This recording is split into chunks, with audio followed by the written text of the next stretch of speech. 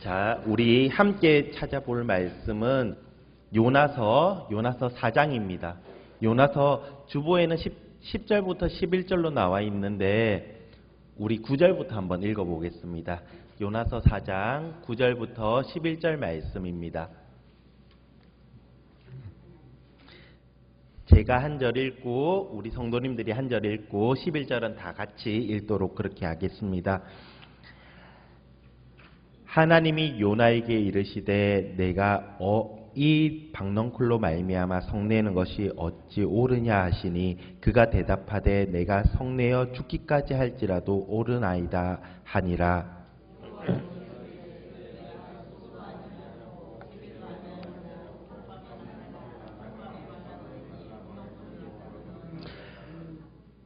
다 같이 읽겠습니다. 하물며 이 큰 성읍 니느웨에는 좌우를 분별하지 못하는 자가 12만 명, 가축도 많이 있나니 내가 어찌 아끼지 아니하겠느냐 하시니라. 아멘.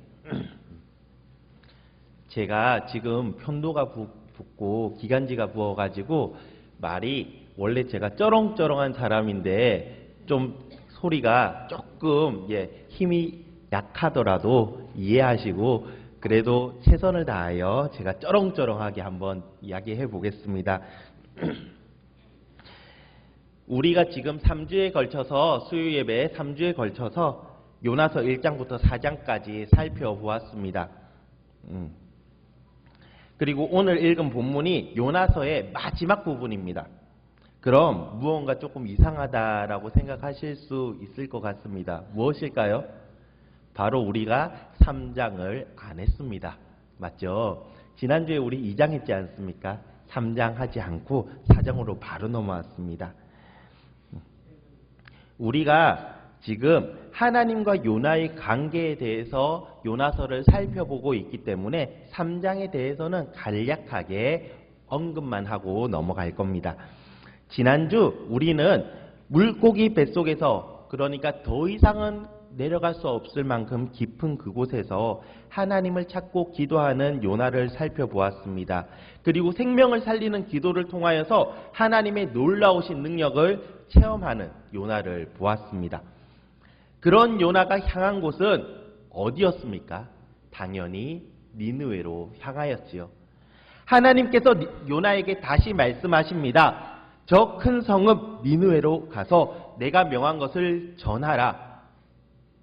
그 말을 들은 요나는 즉시 일어나 니느웨로 향합니다. 즉시 순종하였지요. 그런데 사람이 자기가 하고 싶어서 하면 공 하나 던져놓고 그 좁은 운동장에 22명의 그 장정들이 뛰어다녀도 신만 나는데 이 자기가 하기 싫은 일을 할 때에는 정말 사람을 살리는 이 놀라운 하나님의 사역에 동참하고 있음에도 별로 신이 나지 않습니다. 신명 나지 않습니다. 정말 하기 싫은데 하나님이 하시라고 하니까 딱 하라고 하는 그것만 합니다. 자, 니느웨로 가서 니느웨가 3일은 걸어야 될 만큼 큰 성읍인데 하루 동안 종일 걸으면서 무엇을 하냐면 40일이 지나면 이 니느웨는 멸망할 것이다 라고 외치고 다니는 겁니다.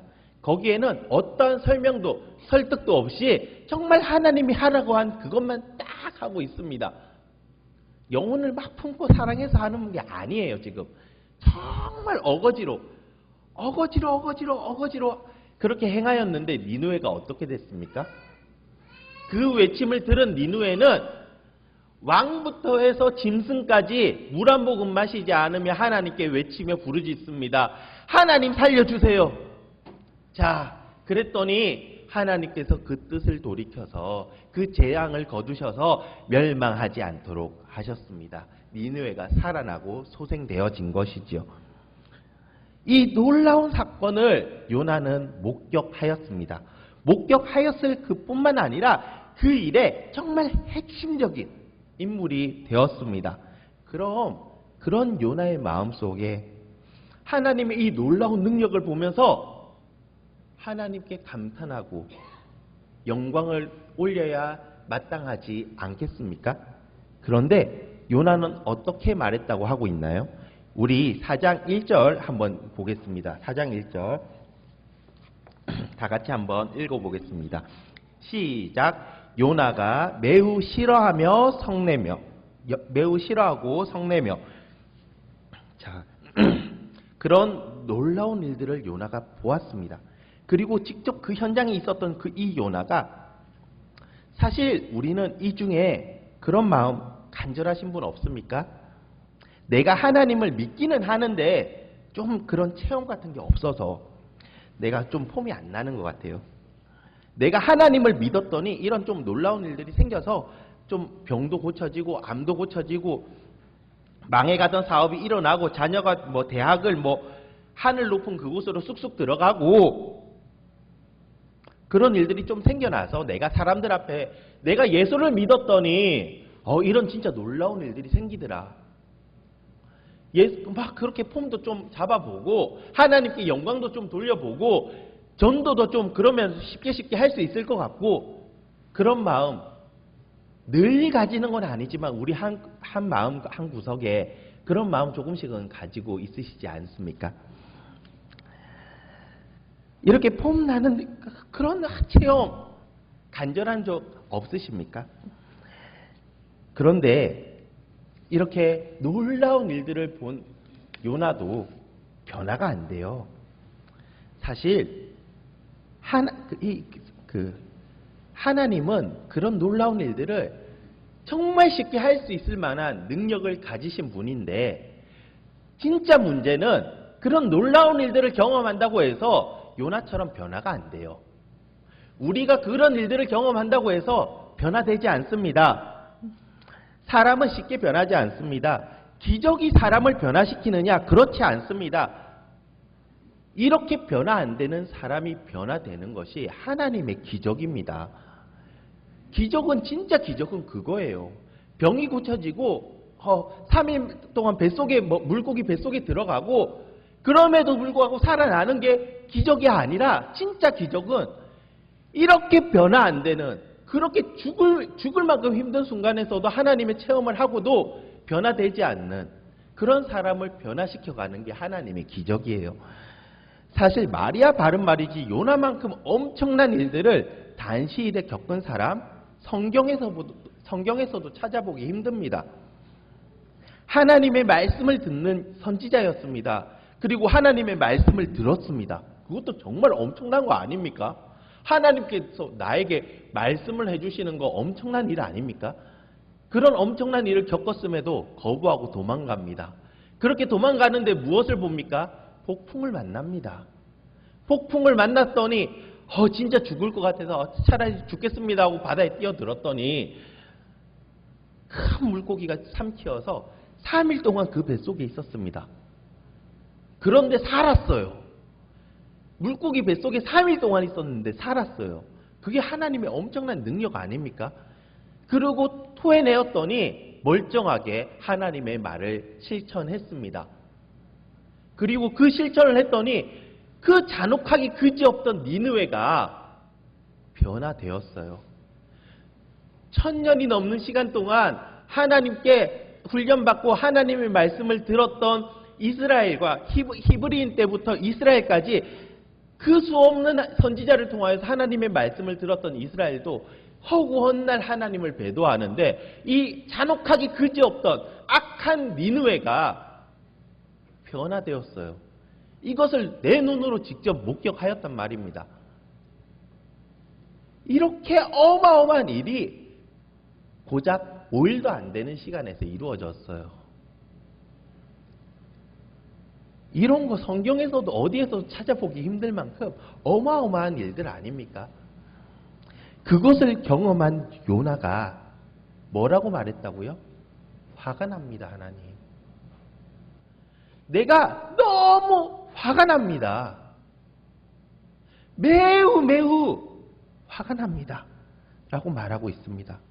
그 화가 난 이유를 2절에서 설명하고 있는데 이렇게 말합니다. 하나님, 그것 보세요. 내 그럴 줄 알았습니다. 내가 고국에 있을 때부터 말했지 않습니까? 제가 그래서 다시스로 가겠다고 말한 겁니다. 하나님 당신은 은혜로우시며 자비로우시며 노하기를 더디하시며 인애가 크신 분이시니 하나님 당신께서는 당연히 니느웨를 돌이키실 줄로 저는 알고 있었습니다. 그래서 어떻게 하기 싫었다고요? 니느웨로 가기 싫었다고요. 그런데 우리 상식적으로 생각해 봅시다. 죽어가던 사람이 살아났습니다. 소생됐어요. 그럼 기뻐해야 됩니까? 화를 내야 됩니까? 기뻐해야 되는 게 마땅한 일 아니겠습니까? 설령 그게 나의 원수의 나라라 할지라도 뭐 요나를 잡아가서 직접 고문하고 괴롭히고 협박한 것이 아닌데, 겁박한 것이 아닌데, 그래도 그들의 생명이 죽어가고 있다가 살아나는 것을 내 눈으로 보았으면 그래도 적어도 그 소생의 기쁨을 누려야 되는 거 아니겠습니까? 그런데 왜 화가 난다고 이야기를 하고 있을까요?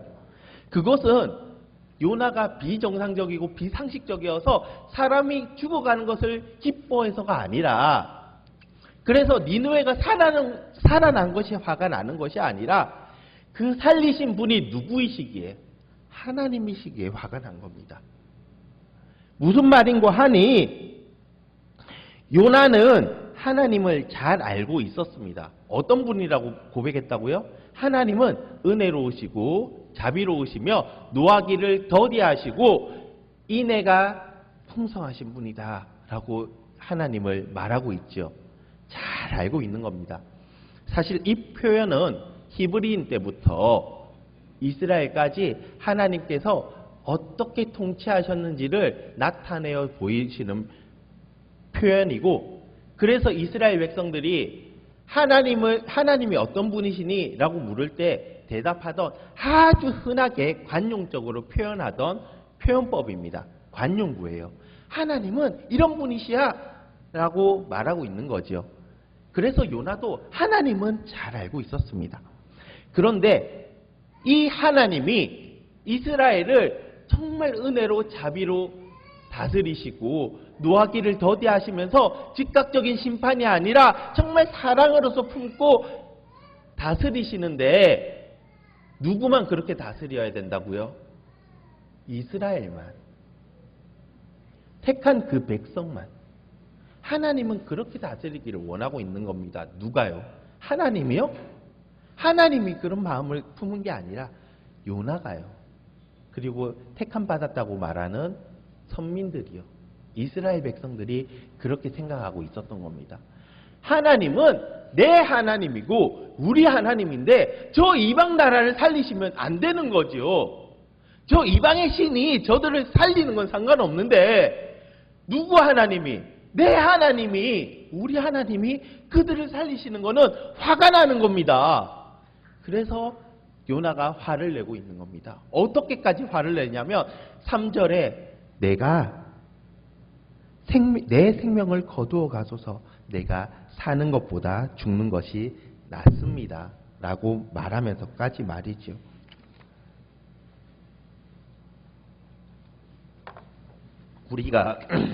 우리가 요나를 보면서 이 모습을 보면 정말 유치하고 어리석어 보입니다.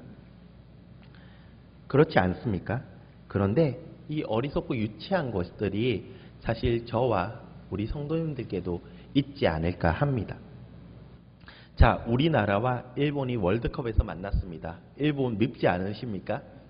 사실 일본이 정확하게 나에게 해를 막 끼친 거는 많지 않은데 그래도 밉습니다. 다들 공감하시지요? 예, 그런 일본과 월드컵에서 만났습니다. 누가 이겨야 합니까? 당연히 우리나라가 이겨야 되죠. 나가서 100명을 만나서 100명에게 물어보십시오. 우리나라 사람이라면 100명이면 100명 모두 우리나라가 이겨야 한다고 이야기할 겁니다. 그거 당연한 마음 아니겠습니까? 그런데 그렇게 응원하는 마음이 틀렸다는 것이 아니라, 그래서 우리 마음속에 어떤 마음이 생기냐면 하나님 제발 이번에 이기게 해주세요. 우리 선수들이 공을 찰 때 빗나가게 차더라도 그것이 돌아가서 이렇게 골대로 좀 들어가게 해주시고, 저 일본의 나쁜 놈들이 찰 땐 패스를 해도 좀 빗나가게 해주시고, 그런 마음들이 생깁니다. 왜 안 생기겠습니까? 생깁니다. 그런데 이런 일들이 그러면 일어나야 합니까? 우리가 그렇게 하나님께 기도하면 그런 일들이 생겨야 합니까? 하나님이 그런 일들을 해 주셔야 합니까? 그래서 우리나라가 이겨야 합니까? 그럼 져야 돼요? 아니죠. 누가 이겨야 됩니까? 공 잘 차는 사람이 이기겠죠. 열심히 연습하고 컨디션 조절 잘하는 사람이 이길 겁니다. 아니면 그날에 조금 활력이 좀 돌고 하는 사람이 이길 거예요. 하나님이 이기게 하시는 게 아니라는 거예요. 하나님의 마음은 거기에서 누가 이기느냐에 있지 않다는 겁니다. 그런데 우리 마음은 좀 그걸 해주셨으면 좋겠어요. 우리나라가 좀 이겼으면 좋겠어요. 이게 꼭 월드컵에만 있는 것이 아니라 내 자녀 아니면 내 직장 그 문제로 들어갔을 때 내 자녀가 수능시험을 쳤습니다. 대학에 원서를 넣습니다. 그러면 기도를 하겠지요. 기도하는 게 나쁜 겁니까? 기도를 하겠지요. 하나님 제발 내 참 공부를 조금 부족하게 하기는 했는데 하나님 좀 도와주셔서 밀려 썼는데 그게 기가 막히게 좀 잘 맞게 해주시고 찍은 것들이 기가 막히게 좀 답을 좀 정확하게 들어가게 해주셔서 내 자녀가 어디까지 조금만 그 하늘 높은 그곳으로 좀 쏙쏙쏙쏙 들어가게 하나님 해주세요. 그래야 조금 폼 나지 않겠습니까? 그런 기도 안 합니까? 그러면 하나님이 그 기도 들어주셔야 될까요? 내 자녀 그렇게 들어가면 열심히 공부한 다른 사람은 떨어져야 합니까? 아니지 않습니까? 하나님께서 그것을 못하시는 것이 아니라 하나님의 마음은 거기에 있지 않다고 말하는 겁니다.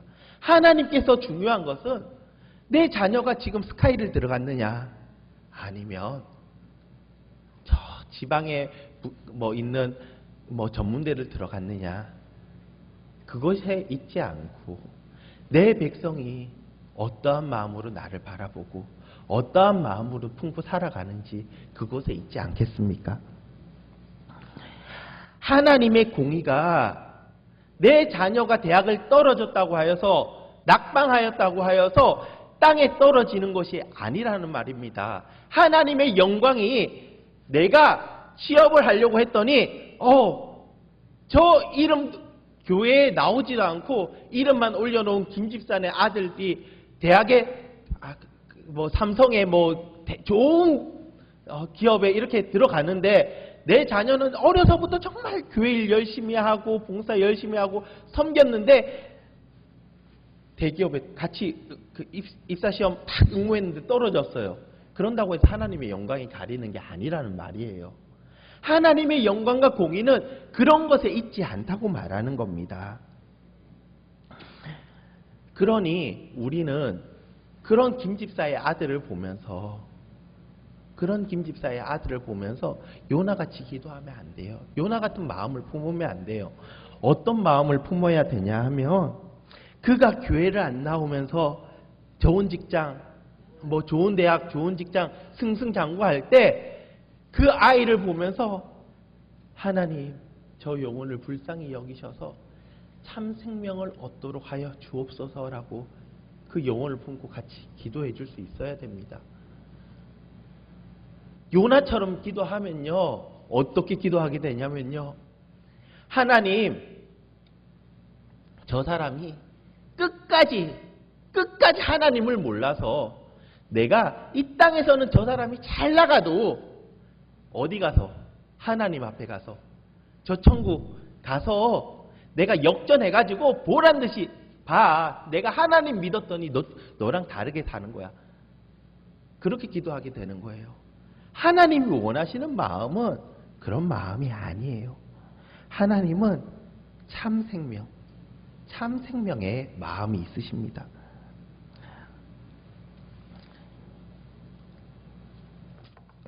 요나는 이 생명을 가지고 하나님께 협박합니다.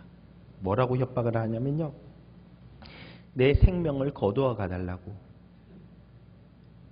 내가 사는 것보다 죽는 것이 낫다고 그렇게 기도합니다.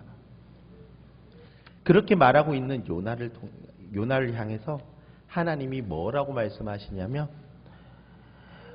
요나야, 너가 화를 내는 것이 옳으니, 너가 화를 내고 있는 것이 지금 옳다고 생각하니, 이 말이 우리에게도 동일하게 전달되기를 바랍니다. 동일하게 하나님의 음성으로 들리기를 바랍니다. 너의 그 기도가 이루어지지 않았다고 실망하는 것이, 화를 내는 것이 옳으니. 요나는 이 말에 대답할 마음이 없습니다. 단단히 하나님께 삐졌거든요. 많이 삐졌습니다. 아주 유치합니다. 그래서 대답도 안 하고 어떻게 하냐면 성읍 밖으로 나갑니다. 저 성읍 동편에 가가지고 초막을 짓습니다. 초막에 들어가서 자, 성읍을 살펴봅니다. 성읍이 어떻게 되나 살펴보기 위해서 그렇게 앉아 있다고 이야기를 하고 있으나, 사실은 어떠한 마음이었을까요? 물론 성읍이 어떻게 돌아가는지도 궁금했겠지만 사실은 하나님께 시위하고 있는 겁니다. 우리 자녀들 키워봐서 아시죠? 키워보신 분들은 알 겁니다. 애들이요, 시위할 때 밥을 굶습니다. 말을 안 합니다.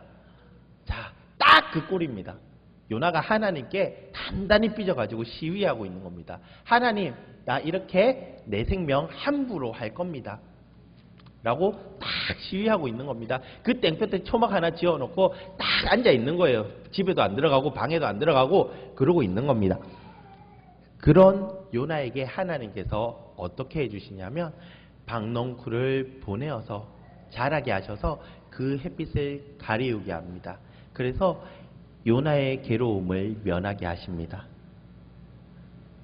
요나가 이 순간 매우 기뻐하였다, 크게 기뻐하였다라고 말하고 있는데, 그 기쁨이 단순히 햇볕을 면하였기 때문에 기뻐했다고 생각하면 안 됩니다. 무엇 때문에 기뻐했냐면요, 역시 그래, 하나님, 내가 그래 조금 삐져서 이렇게 하면 그래 돌보실 줄 알았어. 그래, 하나님은 내가 이렇게 하면 응답해 주실 줄 알았어. 그래서 기뻐하고 있는 겁니다. 하나님이 조금 어르고 달래주시니까 그거에 우쭈쭈 해서 기뻐하고 있는 겁니다. 요나 참 유치하죠? 찌질하죠? 자, 그런데 거기서 끝나는 것이 아니라 다음날 새벽에 하나님께서 벌레를 보내십니다. 벌레를 보내셔서 그 박넝쿨이 상하게 해서 그것들이 순식간에 다 시들어버리게 했습니다. 그리고 아침에 동풍은 매우 뜨거운 바람입니다. 그 동풍을 불어올 때가 아니에요. 그런데 하나님께서 불게 하셔서 그 뜨거운 바람에서 햇볕, 박넝쿨이 사라졌으니까 그 뜨거운 햇볕과 그 뜨거운 바람에서 요나가 있는 겁니다. 그러면 힘들어, 괴로워하면 성읍 안으로 들어가야 되지 않습니까? 그런데 그 자존심에, 그 고집에, 그 악한 마음으로 버티고 있는 겁니다. 끝까지 버티고 있는 겁니다. 언제까지요? 혼미해질 때까지. 혼미해질 때까지 버티고 있는 겁니다. 그때 요나가 또 이야기합니다. 하나님, 저 차라리 죽여주세요. 죽는 것이 사는 것보다 더 나으니 저 좀 죽여주세요. 또 다시 이야기합니다. 진짜 찌질해 보이지 않습니까? 그런데 우리 신앙은 요나랑 좀 다릅니까? 내가 조금 성적이 잘 나오고 사업이 좀 잘 풀리고 좀 잘 나가면 하나님이 나를 도와주시는 것 같고, 내가 실패하고 내가 낙방하고 내가 낙심할 때에는 하나님이 나를 좀 버려두신 것 같고, 그런 마음 들지 않습니까? 요나랑 똑같습니다. 우리는 요나랑 별로 다르지 않아요. 이 찌질한 모습이 요나에게도 있었고 이스라엘 백성에게도 있었고, 그리고 저와 우리 성도님들께도 있기 때문에 지금 성경에 기록되어 있는 겁니다. 하나님이 말씀하고 계시는 거예요. 그렇지 않습니까? 그래서 요나가 그렇게 막 화를 내면서 할 때 하나님께서 말씀하십니다. 요나야, 너가 박넝쿨이 죽었다고 나한테 화를 내는 게 옳은 일이니? 그게 당연한 일이니? 이번에는 요나가 피할 힘도 없어요. 이제 성읍까지 나왔는데 어디로 도망갈 데도 없고 혼미해서 막 피할 힘도 없어요. 그래서 대답합니다. 근데 그 대답이 정말 놀랍습니다. 하나님, 제가 죽기까지 화를 내는 것이 당연한 일입니다. 뭡니까? 나는 안 틀렸습니다, 하나님. 하나님, 내가 생각할 때 나는 지금 굉장히 옳습니다. 당연한 거 아닙니까? 하나님께서 지금 잘못 생각하고 계신 거예요. 내가 지금 지극히 옳은 일을 하고 있는데 하나님 잘못 생각하고 계신 것 같아요. 지금 자존심과 악밖에 남지 않았습니다. 요나는 끝까지 우기고 있습니다. 그 놀라운 일들을 당하면서도 지금 깨닫지 못하고 있는 겁니다. 그런 요나에게 하나님께서 가르치고 계십니다. 요나야, 너가 심지도 않았고 수고하지도 않았고 기르지도 않은 그 박넝쿨을 그렇게 아끼는데 좌우를 분별하지 못하여서 죽어가고 있는 저 12만 명이 넘는 그 사람들과 그 짐승들이, 그 놀라운 생명들이 죽어가고 있는데 내가 어찌 그들을 아끼지 않겠니? 하나님께서 요나에게 무엇을 가르쳐주고 계시느냐? 그것은 내가 이 세상을 만든 창조주란다 라고 가르치고 계시는 겁니다. 내가 비록 너희를 택하여서 불렀지만, 은혜로 너희를 불렀고 자비로 키웠지만, 그것은 내가 너희만 만들어서 너희만 창조해서 그런 것이 아니라 나는 이 세상을 만들었고 나는 이 세상을 창조했으며 모든 만물이 누구에게서? 하나님으로부터, 나로부터 나왔는데 내가 어찌 그들을 아끼지 않겠니? 라고 가르쳐주고 계신 거지요. 요나는 자신들이 선민이라는 것을 굳게 믿었습니다. 어느 정도냐면요, 하나님께 자신의 목숨으로 협박할 수 있을 만큼, 그만큼 자신들은 정말 선민이다. 그 협박은 누구만 할 수 있습니까? 자녀만 할 수 있는 겁니다. 다른 사람이 와가지고 내가 돈 안 주면 죽을 거예요 하면은, 나 이거 안 해주면 죽을 거예요 하면은, 그래 죽어라 이러겠죠. 그런데 누가 와서 그 협박을 하면, 내 자녀가 와서 협박을 하면 그건 다른 거 아닙니까? 자신들이 택함 받았다는 것을 굳게 믿었는데 그게 목숨을 걸고 협박하고 있는 겁니다. 누구를요? 하나님을요. 하나님은 내 아버지라는 거죠. 내 아버지라는 거죠. 그렇게 얘기를 하는데 사실 자녀가 절대 부모에게 해서는 안 되는 말이 그 말 아닙니까? 아무리 자녀가 화가 나고 삐뚤어져도 부모에게 해서는 안 될 말이 나 죽고 싶다. 차라리 낳지를 말지 그랬느냐 라는 말 아닙니까? 요나가 하고 있는 말은 딱 이 말입니다. 그만큼 그런데 자신감이 있었던 거예요. 무슨 자신감요? 아무 근거도 없지만 하나님께서 자기들을 택하여 주셨다는 선민이라는 그 자신감이 있었던 겁니다. 그래서 의심하지 않았습니다. 이렇게 하면 하나님을 움직일 수 있을 거라고 생각했어요. 그러니까 협박하고 있는 겁니다. 그런데 그런 요나에게 하나님께서 본인이 이스라엘의 하나님이 아니라 만물 위에 계시고 온 세상 위에 계시는 분이 그런 창조주 하나님이심을 선포하고 가르치고 계시다는 거지요. 그래서 요나에게 니느웨로 가라고 말하고 있는 겁니다. 하나님은 니느웨 한 백성을 살리기 위해서 이 일을 행하신 것이 아닙니다. 그랬으면 3장에서 끝났을 겁니다.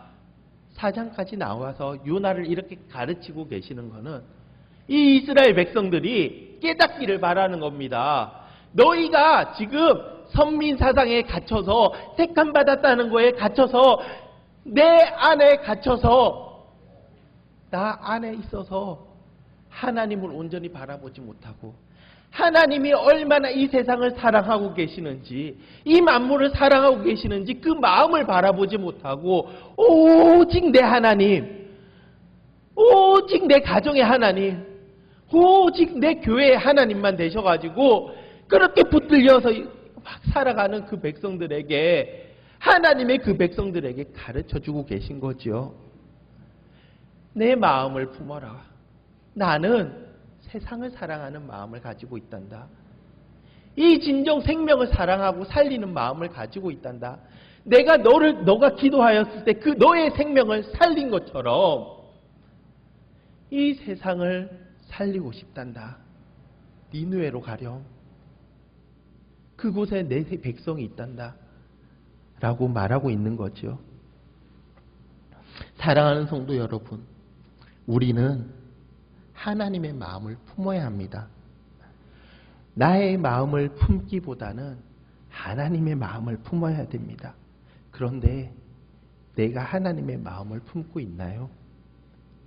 하나님이 우리를 다른 이들보다 일찍이 하나님을 알게 하시고 믿게 하셨다면, 이스라엘을 택한 것처럼 우리를 먼저 하나님을 믿게 하셨다면, 그것은 우리가 하나님께 매여서 내 하나님, 내 가정의 하나님으로 바라보는 것이 아니라 참된 생명의 주인이시고 그 생명을 살리시는 하나님을, 그 마음을 품고 생명을 살리는 마음을 가지라고, 그래서 먼저 믿게 하신 거예요. 그 마음을 모르면 우리가 하나님을 안다 할지라도, 하나님을 믿는다 할지라도 하나님의 마음, 그 마음을 모르면 생명을 살릴 수가 없습니다. 왜냐하면 생명은 하나님으로부터 나오니까요. 참 생명을 살리시는 분은 하나님이시니까요. 내 마음으로는 그 생명을 살릴 수가 없어요. 내가 용납하기 힘든 그 원수까지도 누구는 살리고 싶어 하십니까? 하나님은 살리고 싶어 하십니다. 하나님의 그 마음이 있는 곳에 우리의 마음도 있어야 하는 겁니다. 하나님의 눈길이 있는 곳에, 하나님의 시선이 있는 곳에 우리의 시선도 있어야 하는 겁니다. 하나님의 행함이 있는 곳에 우리의 행함도 함께 해야 하는 겁니다. 그것이 진짜 하나님의 마음을 품은 자의 모습이에요. 그런 우리가 되어야 우리는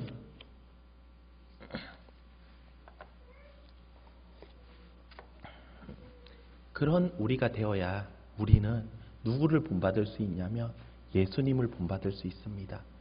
예수님이 잡히시기 전날에 어떻게 기도하셨습니까?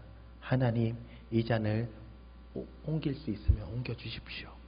그런데 내 원대로 하지 마옵시고 아버지의 원대로, 아버지의 뜻대로 하옵소서 라고 기도하지 않았습니까? 그 기도가요, 바로 하나님의 마음을 품는 기도입니다. 우리는 그런 기도를 내가 할 수 없어요. 하나님의 마음을 품을 때 할 수 있습니다. 그것이 하나님의 마음을 품은 자의 기도예요. 내가 비록 저보다 나은 것이 없고, 내가 저보다 뛰어난 것이 없고, 내가 저보다 내세울 것이 없다 하여도 내 마음 속에, 내 안에 하나님의 마음이 함께 한다면 무엇을 품고 기도한다고요? 생명을 품고 참 생명을 살리도록 그렇게 기도하는 겁니다. 그때 하나님은 우리에게 이 생명을, 이 세상을 맡기시는 겁니다. 다스리도록. 우리 이 시간 결단하면서 나아갔으면 좋겠습니다.